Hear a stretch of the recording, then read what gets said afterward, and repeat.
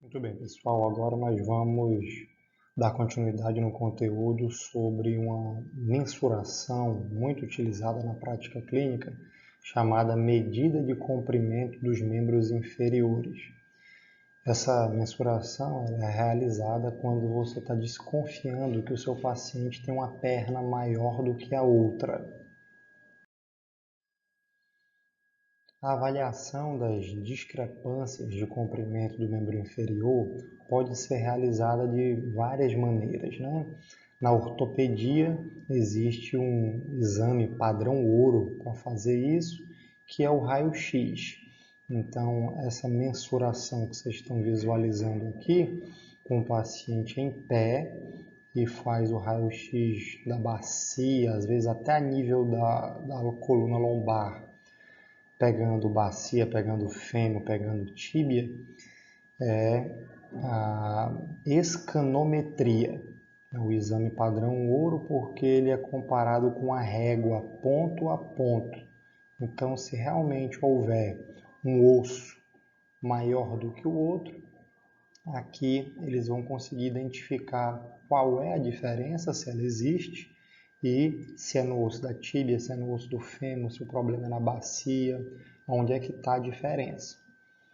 Clinicamente, nós fazemos essa mensuração com fita métrica, tá? Então, nós fazemos a mensuração do umbigo até o maléolo medial ou da EIAS, da espinha ilíaca antero-superior, até o maléolo medial. Isso é chamado de mensuração aparente, a do umbigo, e mensuração real, a da EIAS. Por quê? A do umbigo para baixo é porque você está levando em consideração que torções pélvicas podem aparentemente causar uma discrepância entre o comprimento dos membros. E quando você mensura da EIAS para baixo, você está entendendo que você está eliminando essa possibilidade da torção pélvica. Eu, particularmente, não concordo com a mensuração sendo feita dessa maneira, porque, afinal de contas, a EIAS faz parte do ilíaco, que faz parte da pelve. Então, se houver uma torção pélvica e você mensurar a partir da EIAS, ainda assim você estará sujeito a uma falsa impressão de que uma perna é maior que a outra, tá? Eu, particularmente, prefiro fazer a mensuração de 4 maneiras diferentes.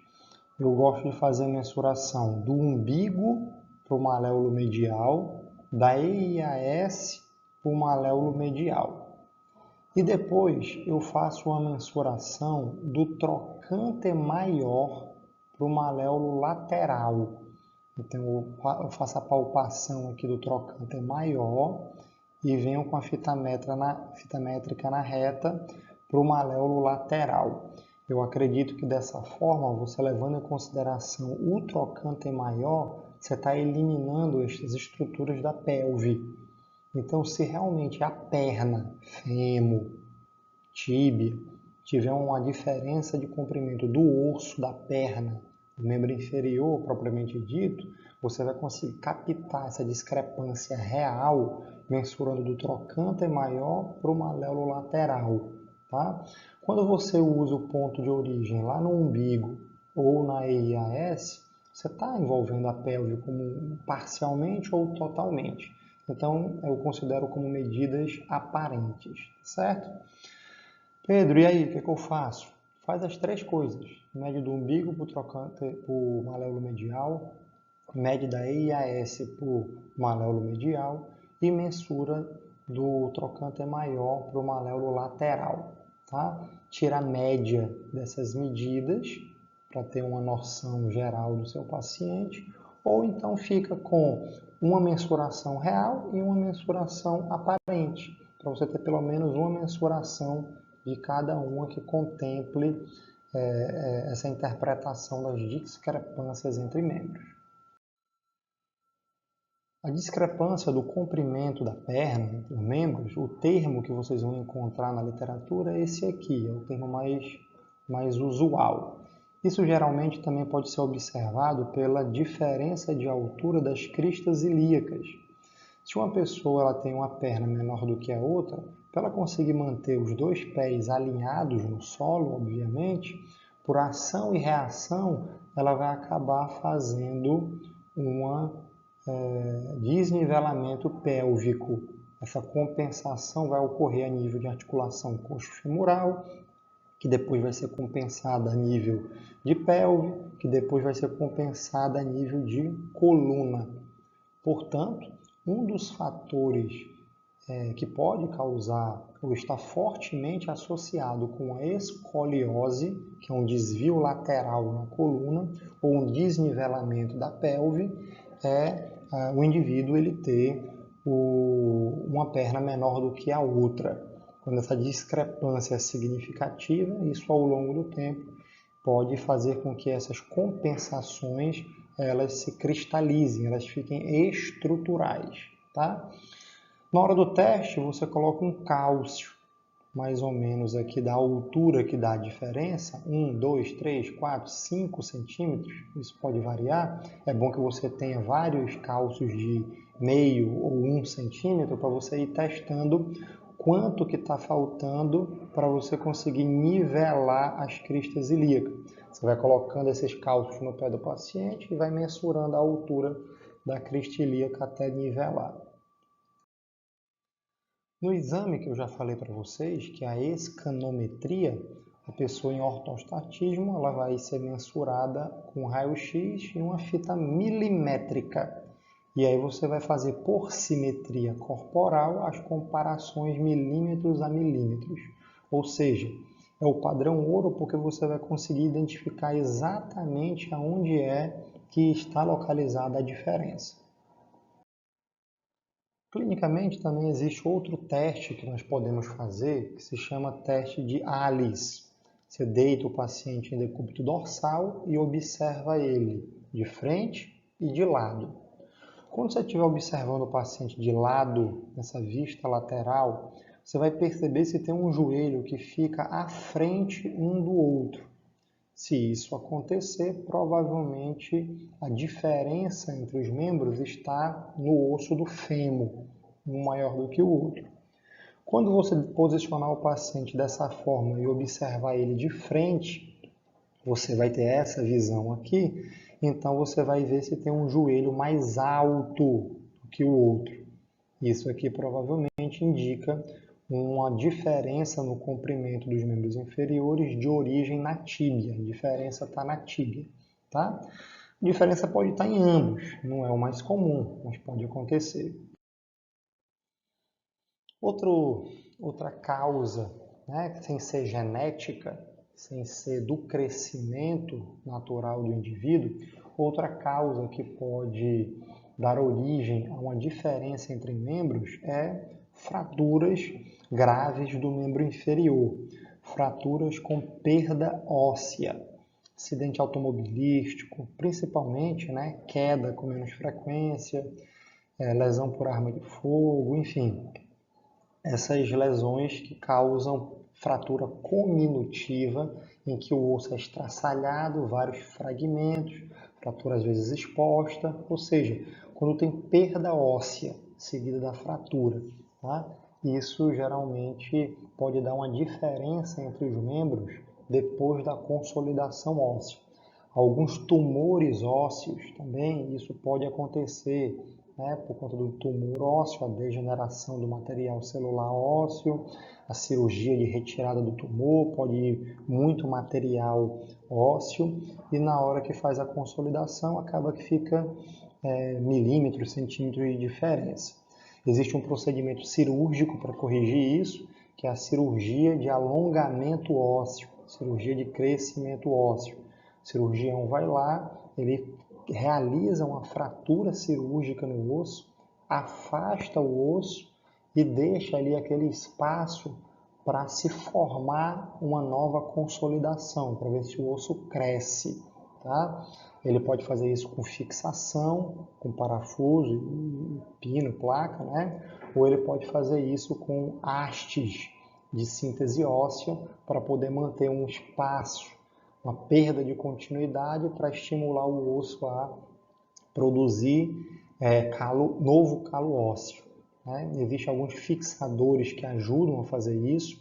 Existe um fixador externo chamado Ilizarov, são anéis que ficam ao redor do membro inferior, que também ajudam a fazer uma descarga de peso precoce depois da cirurgia, mas também ajudam a dar uma força de tração axial que favorece o crescimento ósseo.